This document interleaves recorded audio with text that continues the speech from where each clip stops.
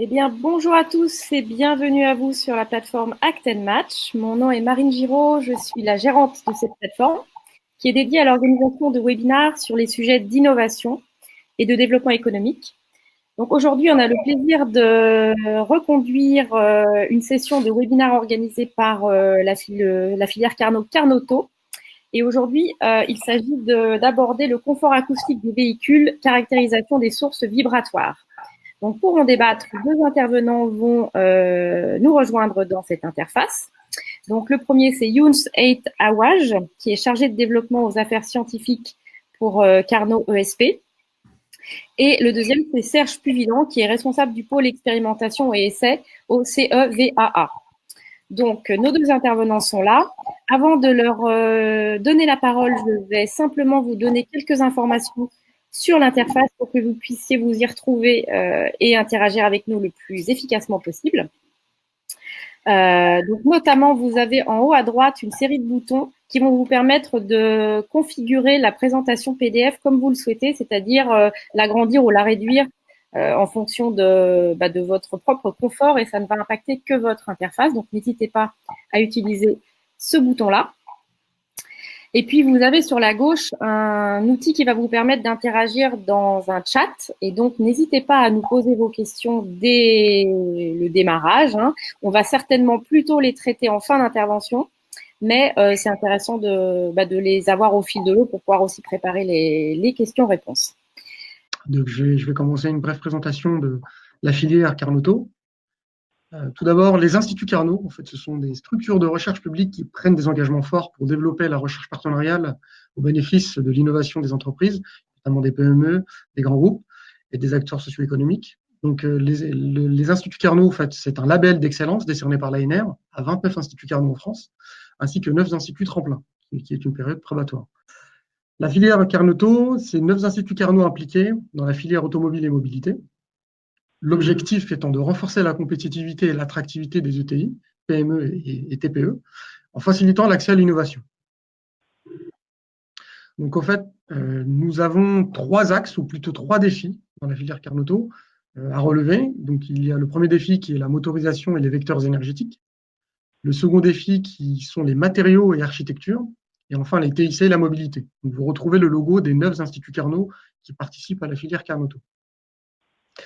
Donc ici, vous retrouvez un certain nombre, une des caractéristiques de Carnoto est de mettre à disposition un certain nombre d'experts, qui est un réseau très important d'experts, lié à un ensemble de thématiques sur lesquelles nous pouvons vous aider à accompagner vos projets.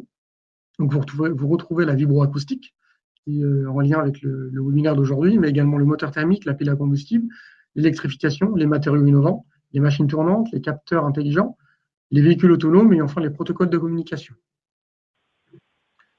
Ici, vous retrouvez au fait le maillage de l'ensemble des instituts Carnoto, qui, comme vous le voyez, a un fort ancrage régional. Donc, vous retrouvez des instituts tels que ESP, pour ne citer que celui-ci, qui est Institut Énergie Système de Propulsion. Donc, on est principalement un Carnot normand, donc basé à Rouen et des laboratoires également à Caen, mais également en région parisienne, dans l'Est de la France, dans le Sud-Est et dans le Sud-Ouest. Donc ici, vous retrouvez une offre adaptée donc aux TPE, PME, ETI pour booster votre activité et renforcer la compétitivité.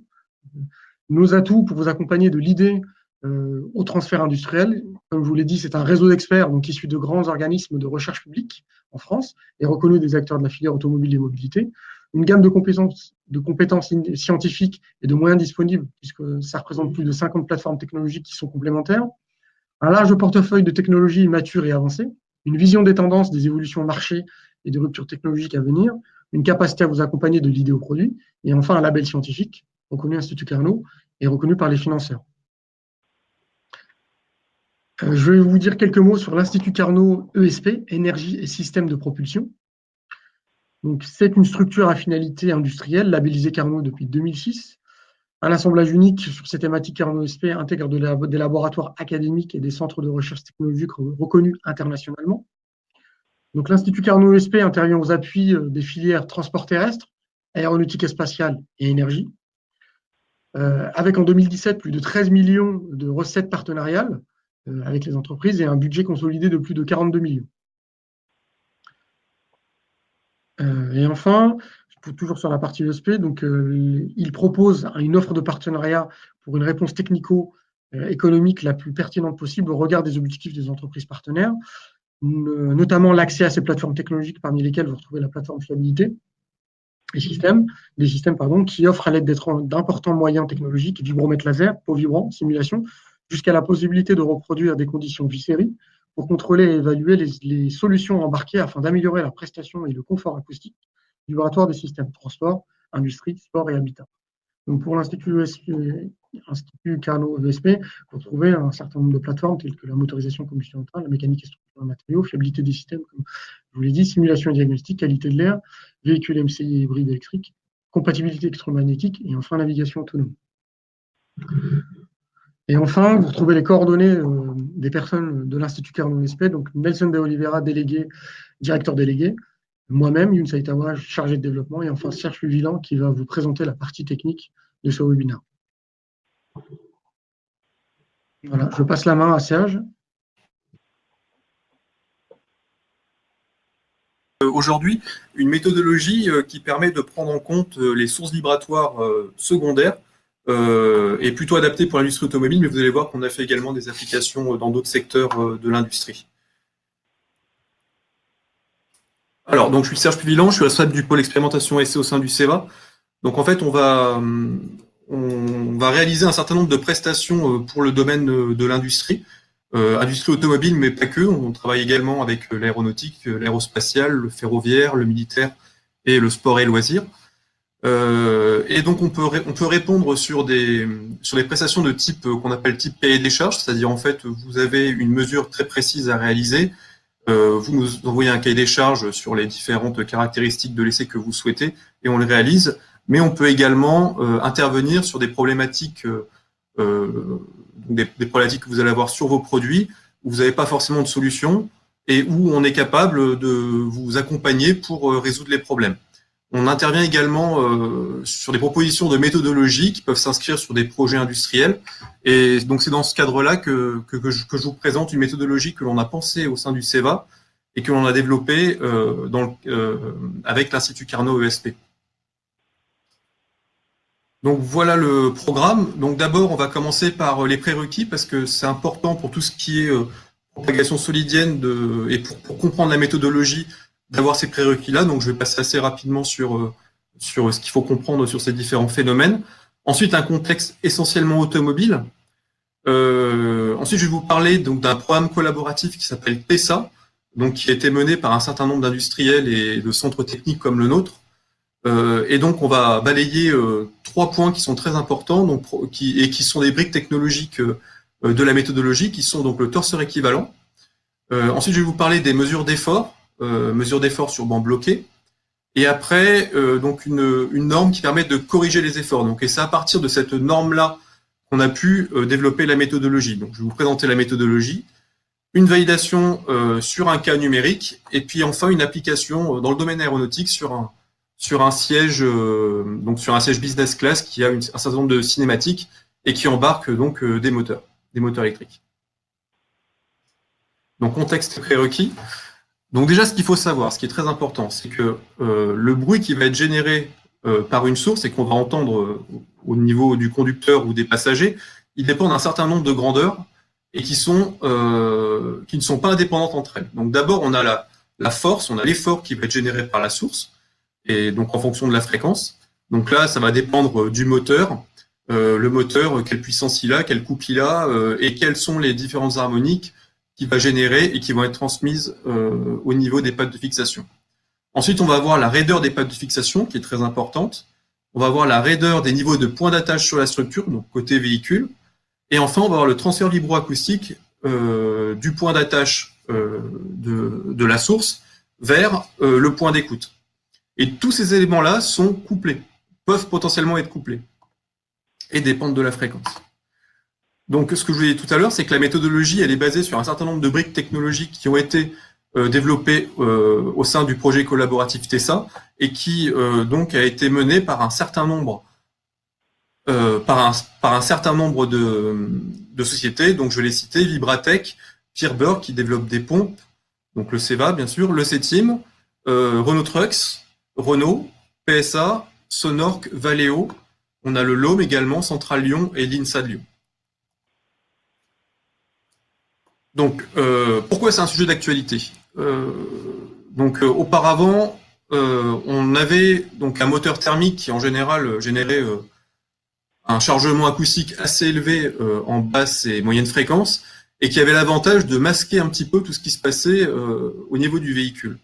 Donc il y a eu pas mal d'avancées techniques dans le domaine de l'acoustique, vous en avez tous rendu compte, avec le niveau acoustique dans les véhicules qui s'est abaissé ces 20 dernières années. Donc aujourd'hui, on arrive à un optimum où sur un véhicule moyenne gamme, on arrive à avoir un niveau de bruit qui est assez bas. Donc ce phénomène de masquage, forcément, va disparaître. D'autre part, on a également une électrification des véhicules, avec d'une part des véhicules hybrides qui vont fonctionner avec des phases électriques, où là, le chargement du moteur est complètement différent du chargement du moteur thermique. On va plutôt avoir du bruit en moyenne haute fréquence, et donc les basses fréquences sont beaucoup moins présentes, et donc on va avoir l'émergence de toutes ces sources secondaires que l'on n'avait pas auparavant. Donc on a moins de masquage, et donc on a une émergence de ces sources solidiennes. Donc là, je vais vous donner un exemple de toutes les sources que l'on peut avoir dans un véhicule. Donc en gros, on évalue à peu près à 120 kg la masse des équipements actifs dans un véhicule. Donc c'est assez considérable. On peut avoir par exemple un bloc ABS, on peut avoir un GMV, un moteur électrique, un alternateur, ventilateur, un système d'essuyage, et il y en a plein d'autres. On a récemment sur les véhicules diesel des réservoirs d'urée avec des pompes à urée qui peuvent aussi générer du bruit, qui génèrent du bruit en plus sur des phases où le moteur ne tourne pas. Donc on a également le frein électrique de parking qui va donc se mettre en route quand le véhicule est arrêté. Donc ça, c'est des sources que l'on entend beaucoup dans le véhicule. Et d'autre part, on a également l'allègement des véhicules qui fait que on va rogner sur les épaisseurs d'acier, on va perdre en rigidité sur les zones de fixation. Et donc là, si on perd en rigidité sur les zones de fixation, forcément, on a plus de couplage avec la source et donc une participation qui est plus importante des sources vibratoires secondaires.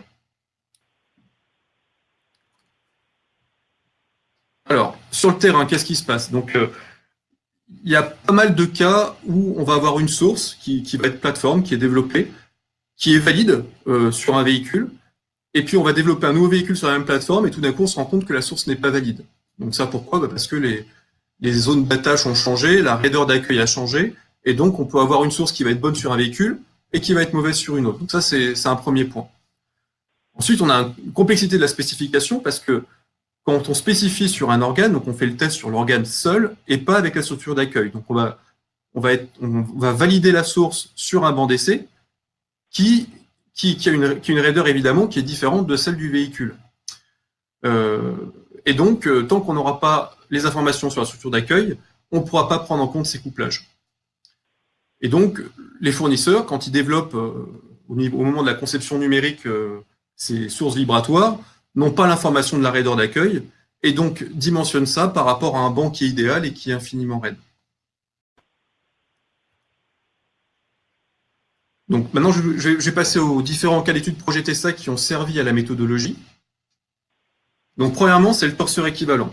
Donc le torseur équivalent, c'est une méthodologie qui a été développée par Vibratech et en partenariat avec PSA.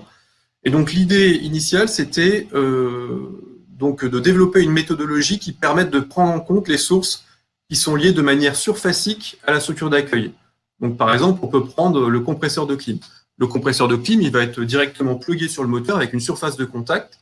Et donc là, les méthodologies qu'on a aujourd'hui pour caractériser les efforts de ces sources-là sont des méthodologies qui sont ponctuelles. C'est-à-dire qu'on est capable de mesurer avec un capteur d'effort les efforts aux interfaces, ou alors on peut mesurer par méthode inverse, donc ce qu'on appelle le TPA, Transfer Pass Analysis, les efforts aux interfaces. Mais quand la surface de contact est importante, ces méthodes-là ne fonctionnent pas. Donc l'idée, c'était de se dire, on n'a pas de point, on n'a pas une liaison qui est ponctuelle, donc on va projeter un torseur d'effort au centre de gravité de la source, mais le point de projection peut être choisi. On va aller projeter les efforts et les moments condensés sur un point, et une fois qu'on aura cette information-là, on pourra injecter l'effort sur un modèle numérique. Voilà, donc c'est c'est quelque chose qui a été développé au sein de Tesa et qui fonctionne assez bien. Donc vous allez voir par la suite qu'on l'a utilisé dans notre méthodologie. Attendez. J'ai loupé un slide. Oui, voilà. Attendez, excusez-moi. Voilà. Donc maintenant, je passe sur les mesures d'effort. Alors, comment on mesure les efforts sur une source? Donc là, par exemple, vous avez une image, donc vous avez la source qui est ici. Ici, vous voyez apparaître, alors je ne sais pas si vous voyez ma souris, donc ici, vous voyez apparaître la patte, donc la patte de fixation de la source. Ici, vous avez le plot de découplage. En dessous, vous avez une interface et le capteur d'effort. Donc là, ce qu'il faut voir, c'est qu'on a besoin d'avoir une interface assez volumineuse parce que on applique un couple très important sur le capteur d'effort pour avoir une bonne sensibilité dans le sens horizontal du capteur. Et la source, par contre, a besoin d'un couple beaucoup moins important parce qu'évidemment, on vient prendre en sandwich le plot de découplage. Donc, on est obligé d'utiliser ce genre d'interface pour mesurer les efforts d'une source. Donc là, vous avez une coupe du montage. Donc on peut également mesurer les efforts directement sur véhicule. Si jamais on a le volume suffisant pour intercaler le capteur, on est capable aussi de mesurer la source en fonctionnement. Donc on a réalisé des essais croisés entre différents laboratoires. Donc les laboratoires, c'est Vibratech, le CETIM, Valeo et l'INSA de Lyon. Donc on a partagé la même source vibratoire, la même méthodologie, et on a comparé nos résultats. Donc, premièrement, on a fait nos premiers essais croisés avec la configuration véhicule, c'est-à-dire avec des conduites qui sont quand même assez raides, vous les voyez, ça c'est des conduites noires en élastomère qui ont une raideur qui est assez importante, et les plots de découplage. Donc là, dans cette configuration-là, on a eu des essais croisés qui étaient assez mauvais, parce qu'en fait, on avait un court-circuit de l'effort via les conduites, et une charge statique qui était importante au niveau des plots de découplage, ce qui fait qu'on avait un essai qui n'était pas répétable. Donc dans l'état, on n'était pas capable de mesurer ce type de source de manière fiable entre laboratoires. Donc on a fait un deuxième step d'essai croisé, où là, on a supprimé les plots de découplage, on a mesuré directement la pompe branchée directement sur la structure, et on a modifié les conduites, on a utilisé des conduites qui étaient beaucoup plus souples. Et donc là, vous avez les résultats du deuxième step, où donc vous voyez les écarts-types qu'il y a entre les différents laboratoires. Donc vous avez 4 histogrammes. Le premier, c'est on ne touche pas à la source, on ne touche pas au montage, on fait une mesure, suivie d'une seconde, suivie d'une troisième, et là vous avez l'écart-type dans un même laboratoire sans démontage. Ensuite, l'histogramme d'après, on a juste démonté la pompe et on l'a remontée. Le troisième, on a démonté intégralement tout le montage, c'est-à-dire tout ce que vous voyez là, les conduites, le réservoir, etc. Et on a tout remonté. Et enfin, en dernier, vous avez les écarts-types entre laboratoires. Donc, ce qu'on peut voir, c'est qu'au niveau des harmoniques, donc là, vous avez les principales harmoniques générées par la source, et on regarde l'écart-type qu'il y a sur le niveau des harmoniques. Et on voit que sur les harmoniques, on peut avoir des écarts-types qui sont quand même assez importants. Ensuite, on a fait un deuxième comparatif qui est le niveau RMS, moyenné suivant les 9 DDL. Donc 9 DDL, pourquoi? Parce qu'on a 3 capteurs qui mesurent suivant 3 directions. Donc ça fait 3 fois 3, ça fait 9. Donc on a moyenné ces 9 valeurs et on a fait des plages de fréquences qui correspondent à peu près à différentes harmoniques. Là, on voit que dans ce cas-là, on a quand même des résultats qui sont beaucoup plus répétables. On est aux alentours de 10%, ce qui est bien plus acceptable. Et surtout sur la bande de fréquence qui est importante, donc de 20-500 Hz. Après, on voit que quand on monte à 1000 Hz, on est un peu plus important. Et quand on monte à 2000 Hz, on a encore un gap, on est encore un peu plus important. Mais là, quand on arrive à 2000 Hz, on a des problèmes de raideur et on verra ça plus tard. Voilà. Donc, ce qu'il faut préciser, c'est que tous les participants de ces essais croisés avaient des compétences au meilleur niveau, avec un matériel au meilleur niveau. Donc, ce que je vous ai dit, c'est pour améliorer les dispersions, on a supprimé le test avec les plots de découplage et avec la conduite souple. Et donc, malgré ces précautions, on voit quand même qu'on a une variation qui est assez importante sur les harmoniques. Donc, là, on a alerté les constructeurs. Donc, PSA et Renault faisaient partie de Tesa. Et donc, on leur a dit, attention, les cahiers des charges sous forme de gabarit par DDL, c'est-à-dire, on dit, en fonction de la fréquence, je veux que mon effort ne soit pas supérieur à un certain niveau. c'est très dangereux parce que, en fait, on ne regarde que ce qui émerge. Et qu'est-ce qui émerge? C'est les harmoniques. Et on a montré que les harmoniques ne sont pas très répétables au niveau de la mesure et sont assez dispersifs d'un laboratoire à l'autre. Excusez-moi. Donc, la préconisation, c'est plutôt d'utiliser un critère comme ce qu'on a fait, c'est-à-dire de moyenner les DDL, de moyenner des zones de fréquence, travailler en RMS, ce qui permet quand même d'améliorer la dispersion.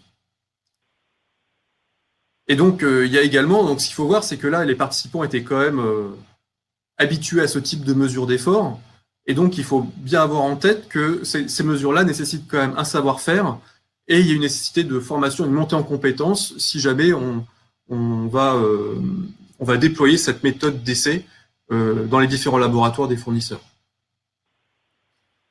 Alors maintenant, je vais vous parler d'une norme. Alors cette norme, elle a été développée au sein d'IACV, qui était également un projet collaboratif, et qui ensuite continue d'être développée lors du projet TESA. Donc c'est la norme 19701.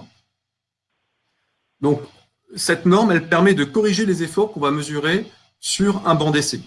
Donc vous avez compris que pour mesurer des efforts, on appelle ça des mesures d'efforts bloquées. Et on dit bloquées pourquoi? Parce que l'interface doit être infiniment rigide par rapport aux composants que l'on teste. Le problème, c'est que quand on travaille sur un moteur électrique, on a besoin de monter haut en fréquence, en particulier sur les moteurs électriques de propulsion, sur les nouveaux véhicules électriques. Certains constructeurs ont montré que la partie solidienne pouvait monter jusqu'à 2 kg, 2,5 kg, 3 kHz, ce qui est très important. Et il est absolument impossible d'avoir un banc d'essai moteur capable de monter jusqu'à 3 kHz, c'est-à-dire qu'il ne présente pas de mode en dessous de 3 kHz. Il faudrait vraiment un banc extrêmement rigide, et je pense que c'est même pas possible. Donc il y a cette norme qui existe et qui permet de corriger les efforts qu'on mesure. Alors comment ça fonctionne? Donc on a l'effort qui est mesuré sur le banc d'essai, donc c'est le terme FBE-MES, donc pour banc d'essai mesuré. Ensuite, vous avez les matrices d'inertance du banc d'essai, YBE. Vous avez les matrices d'inertance composant actif, YCA. Et vous avez l'inertance du véhicule, véhicule. Et donc, on fait ce calcul matriciel en multipliant par l'effort mesuré sur le banc d'essai, et on obtient l'effort qu'on aura sur le véhicule. Alors ça a un double intérêt, cette norme-là. C'est que d'une part, on prend en compte la souplesse du banc, et d'autre part, on prend en compte le couplage entre le véhicule et le composant actif. Donc là, déjà, grâce à cette formule-là, on est capable de prédire l'effort en prenant en compte le couplage. Donc c'est déjà un premier step par rapport aux problématiques qu'on a vues en introduction. Alors maintenant, je vais vous présenter la méthodologie. Donc l'idée, en fait, c'est d'intercaler une interface, donc c'est l'interface que vous voyez ici, qui se situe entre le moteur et la structure. Et cette interface-là, l'intérêt, c'est de la calculer, c'est-à-dire qu'on va être capable de la numériser. Et tous les autres éléments de la chaîne, qui sont le moteur, le véhicule et tout le transfert vibroacoustique jusqu'à l'écoute, va être mesuré. Donc l'intérêt de ça, c'est d'avoir en fait un modèle numérique qui est de petite taille et d'être capable d'itérer assez rapidement sur ce modèle numérique. Donc en fait, on se base sur la norme que je vous ai présentée tout à l'heure, et dans les équations qu'on a vues, on vient intercaler la partie interface qui va être calculée. Ensuite, pour prendre en compte les moments, parce qu'on va voir par la suite que les moments sont quand même importants, on va utiliser le torseur équivalent qui était présenté précédemment et qui a été développé au sein de TESA. Et donc l'objectif, bien sûr, c'est d'être capable d'itérer sur la source et d'obtenir de ces itérations le niveau au point d'écoute. Donc pour ça, qu'est-ce qu'il faut? Il faut avoir la source, il faut être capable de mesurer la source sur banc, il faut avoir un véhicule cible, ou alors éventuellement des calculs réalisés sur un modèle numérique du véhicule qui est en cours de développement. Alors quels sont les intérêts? Premièrement, ça permet à l'équipementier de prendre en compte le couplage entre la structure et la source. Et ça, on a vu que c'est fondamental parce qu'on peut avoir une source qui va être bonne sur un véhicule et qui n'est pas bonne sur l'autre à cause de la raideur d'accueil. Ça permet également d'itérer sur les plots de découplage, c'est-à-dire qu'on est capable de modéliser le plot de découplage et donc d'itérer sur le plot de découplage. Ensuite, ça permet de réaliser des itérations de calcul sur tout ce qui va être la liaison entre la structure et la source.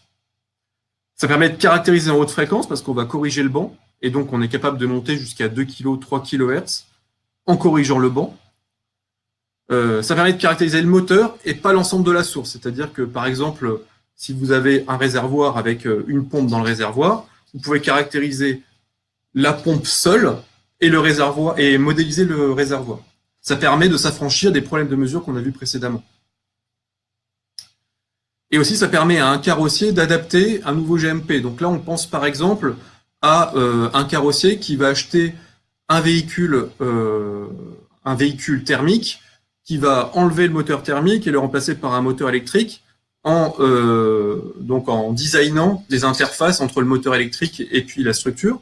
Donc là, de la même façon, cette partie fixation du moteur peut être modélisée et peut être optimisée.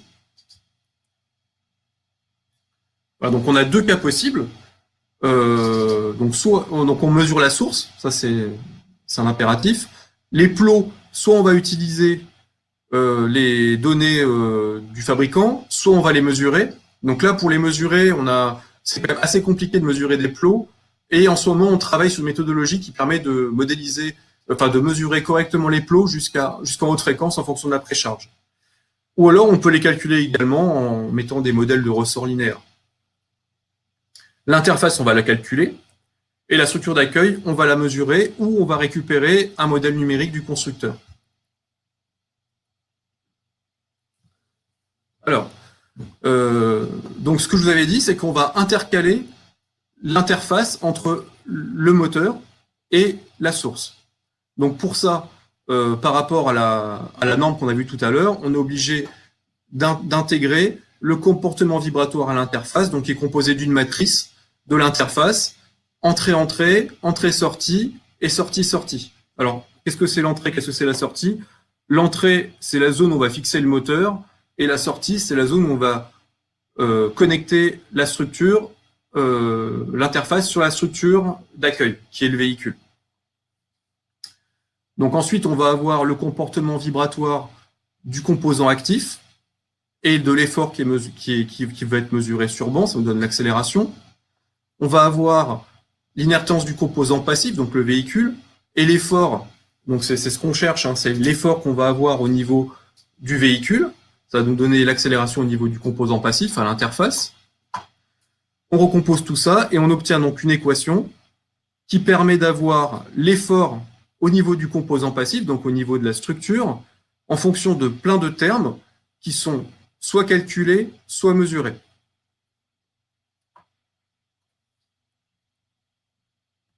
Ensuite, on prend en compte le banc d'essai et la souple du banc d'essai. Donc pour cela, on intègre dans l'équation l'inertance du composant actif, l'effort du composant actif, les inertances du banc d'essai, les raideurs des plots et l'effort sur le banc d'essai qui est mesuré. On intègre ça dans les équations et donc là, on obtient l'effort au niveau du véhicule et qui dépend des termes qui permettent donc d'itérer sur l'interface. Donc l'interface, vous allez la retrouver sur ce terme-là, sur le terme YEE, YSS et YES. Et YSE qui est donc l'inverse de la matrice YES. Les autres termes vont être mesurés. On a validé cette méthodologie-là sur un cas numérique. Donc on a pris donc ce ventilateur qui est connecté à une structure. Donc vous avez le disque rouge qui correspond en fait à la structure d'accueil, la partie verte qui est donc l'interface entre la source et la structure, et vous avez en violet les plots de découplage. Donc on a modélisé ça. On a modélisé le banc d'essai, en supposant donc qu'on a un banc d'essai bloqué, et on a calculé donc les inertances qu'on pourrait mesurer avec des frappes marteau.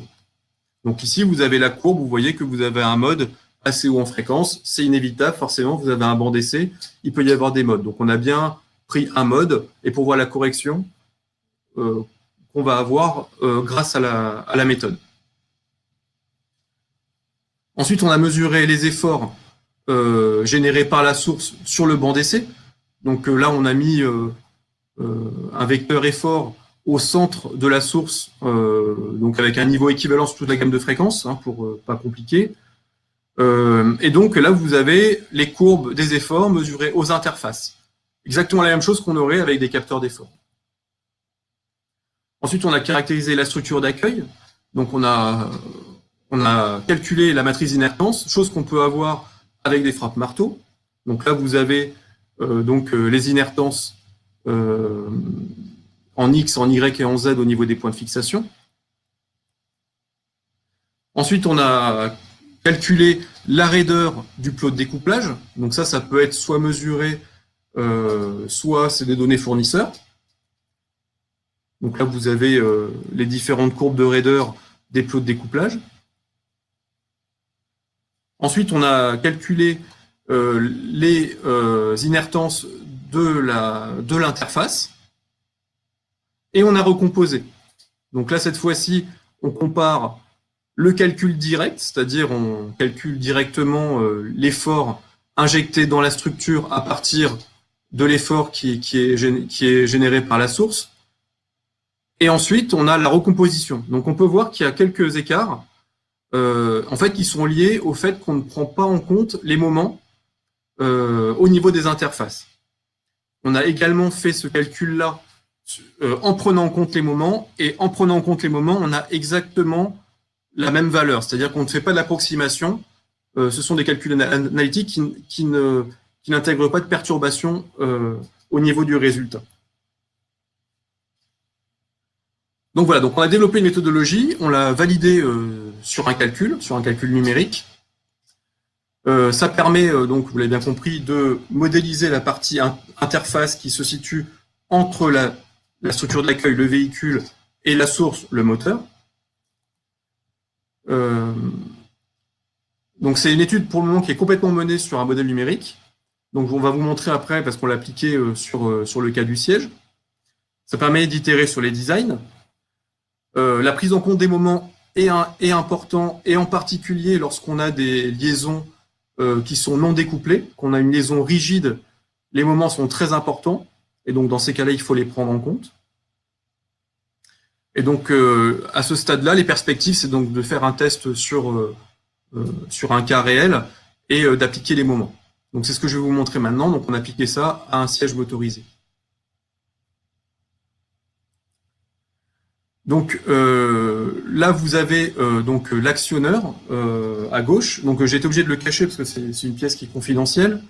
Vous avez le moteur sur la droite qu'on est en train de mesurer, et donc c'est une application sur un siège business class. Donc c'est les moteurs qui servent à activer la cinématique des sièges. Donc on a décomposé de la façon suivante. Donc le moteur électrique, c'est la source. L'actionneur, c'est l'interface, et le siège, c'est la structure d'accueil. Donc le moteur est fixé en rigide sur l'actionneur. Donc là, vous voyez bien la position du moteur. L'intégralité de la vibration va plutôt se transmettre avec un moment. Donc dans ce cas-là, il est très important de prendre en compte les moments, et si on prend en compte que les translations, la méthode ne peut pas marcher. Donc là, dans ce cas-là, on a pris en compte les moments. Alors comment on a fait? On a utilisé le torseur équivalent. Donc là, sur la droite, vous voyez le moteur monté sur le banc. Et donc, vous avez un disque, et entre l'équerre et le disque, vous avez des capteurs d'effort qui sont répartis de manière stratégique pour être capable de remonter à un torseur équivalent au centre de la source. Donc là, vous avez un exemple du moment suivant X qui a été mesuré. Ensuite, on a caractérisé le banc. Donc là, pour vous donner un exemple, vous avez la matrice en prenant en compte les moments et les accélérations angulaires de la correction du banc. Donc vous voyez que vous avez les efforts Fx, Fy, Fz, ensuite les moments Mx, My, Mz. Ensuite, vous avez les accélérations suivant X, Y, Z et les accélérations angulaires suivant X, Y et Z. Et il faut être capable de remplir toutes les cases de la matrice. Et donc ça, on a été capable de le faire en projetant les mesures en translation au centre de la source. De même, côté moteur, donc côté composant actif, on doit être capable de fournir cette matrice suivant ces différentes grandeurs. Donc là, on ne pouvait pas le mesurer. Donc ce qu'on a fait, c'est qu'on a mesuré les translations avec un marteau d'impact, un accéléromètre. On a fait une corrélation calculée C du modèle, et ensuite on a calculé ces différentes grandeurs. On a recomposé, on a vérifié que ça fonctionnait bien. Donc pour ça, on a fait des vérifications, je ne peux pas vous montrer, mais on a mesuré qu'on recomposait correctement l'ensemble de ces différentes matrices. Et on a joué sur le design de l'actionneur et on a regardé l'impact qu'il y avait au niveau de l'effort intégré dans le siège. Alors malheureusement, on n'avait pas de siège, donc on n'a pas pu corriger par rapport à la raideur du siège et par rapport au transfert vibroacoustique du siège vers l'écoute. Mais à partir du moment où on a l'effort bloqué à l'interface, c'est très facile de le corriger derrière et puis de vérifier et d'aller au bout de la méthodologie pour mesurer, pour calculer ce qu'on aurait eu au niveau de l'écoute. Et donc on voit qu'en jouant sur différents items, donc on a joué sur le découplage du moteur, en essayant d'assouplir un petit peu la liaison entre le moteur et l'actionneur. On a joué également sur le capotage qui était assez peu raide, et on voit qu'en jouant sur ces différents paramètres, on va avoir un gain sur les efforts, donc on va avoir un gain sur le niveau d'écoute. Donc voilà, donc, je vous ai présenté où on en est aujourd'hui cette méthodologie-là. Donc bon, je pense que ça a un intérêt sur le secteur automobile parce que ça permet de prendre en compte les couplages, ça permet d'itérer sur la structure et d'avoir une conception numérique de la source en prenant en compte les couplages éventuels avec la structure et la partie vibroacoustique de la problématique. Et donc aujourd'hui, nous, on est capable de travailler avec vous sur cette méthodologie-là et de l'appliquer sur un projet véhicule. Aujourd'hui, on est suffisamment mature pour le faire. Voilà. Si vous avez des questions, je peux vous pouvez me les soumettre et je vous répondrai. Merci beaucoup. On a en effet une première question de Oussem qui demande comment on mesure les inertances de bancs d'essai et de véhicules. Alors, ça se mesure avec un marteau d'impact et avec un accéléromètre. Et donc, pour remonter au moment, donc ça c'est un peu notre savoir-faire, c'est-à-dire qu'on met une interface et on projette au centre de l'interface et on est capable de remonter à l'inertance suivant les translations, mais également suivant les rotations. Merci de votre réponse. Vous avez parlé tout à l'heure de formation des constructeurs pour appliquer la méthodologie. Est-ce que vous avez une idée du temps de formation ou des prérequis nécessaires pour pouvoir adapter cette méthodologie? Ah oui, alors là, je parlais des mesures d'efforts bloqués. Donc là, c'est une formation qui s'adresse aux personnes qui ont des mesures d'efforts bloqués à réaliser, mais qui n'ont pas encore la compétence en interne. Donc ça, on peut les accompagner. On a les formations adéquates pour les former à utiliser des capteurs d'effort et à mesurer correctement les vibrations, enfin les efforts générés par les sources vibratoires. Donc là, en termes de temps, je pense qu'il faut compter à peu près 2 jours de formation en salle et puis 2 jours de formation avec un TP. Très bien. Vous avez dit que vous étiez mature pour pouvoir tester sur disons des véhicules en construction. Vous avez besoin donc de partenaires pour valider la méthode en situation d'essai. Idéalement, ça serait de travailler avec un constructeur et un équipementier sur une source en particulier. Et donc là, on pourrait appliquer cette méthode-là et simuler un projet pour voir comment ça pourrait fonctionner dans un cycle en V de développement d'un composant actif. Et oui, effectivement, là aujourd'hui, on l'a fait pour l'aéronautique, ça a bien fonctionné, et l'idéal serait de l'appliquer sur une source, sur un composant, et là on est assez ouvert à discuter en fonction du composant et comment on peut adapter la méthodologie en fonction du composant. Très bien. Du coup, ce serait vous le point de contact. Là, je m'adresse à nos participants s'ils souhaitent rentrer en contact avec vous pour pouvoir Oui, initier tout à fait. une collaboration. Oui, oui. Donc, si vous êtes intéressé, vous nous contactez et puis on montera une réunion où on vous montrera. Donc là, actuellement, on a des essais qui sont en train qui sont en cours sur des moteurs électriques. Donc, pour appliquer cette méthodologie-là sur des freins de parking. On pourrait faire une réunion ici à Saint-Étienne-du-Rouvray et puis montrer le banc, en quoi ça consiste, rentrer un peu plus dans le détail de la méthodologie et puis discuter du cas d'étude que vous avez. Très bien. Donc, j'ai remis vos coordonnées email pour que vous puissiez être contactés par les Oui. participants s'ils le souhaitent. J'invite nos participants à poser des questions dans le chat s'ils en ont. Moi, j'avais une question sur les principaux bénéfices que vous identifiez, vous. Est-ce qu'il s'agit d'accélérer le temps de développement, plutôt de réduire les bruits au final dans le véhicule? Quel est réduire les coûts?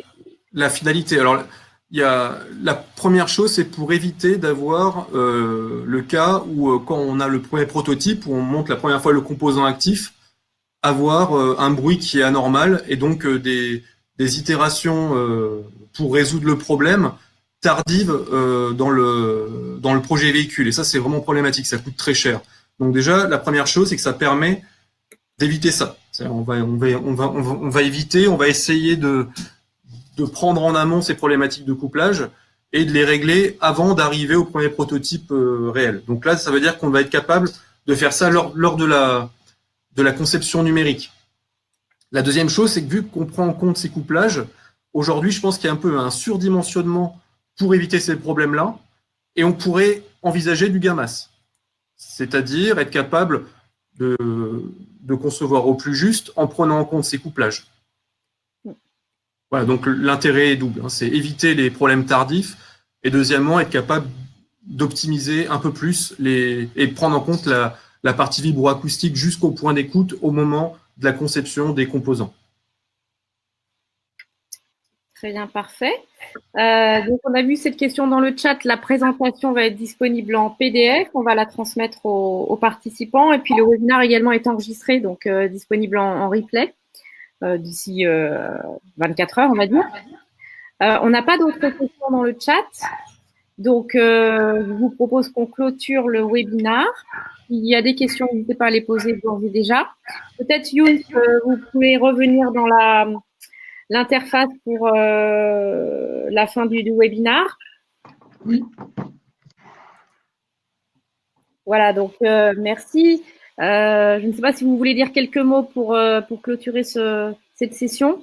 Juste indiquer à l'ensemble des participants que nous sommes là pour les accompagner sur leur projet de R&D, pour lever leur verrou de R&D.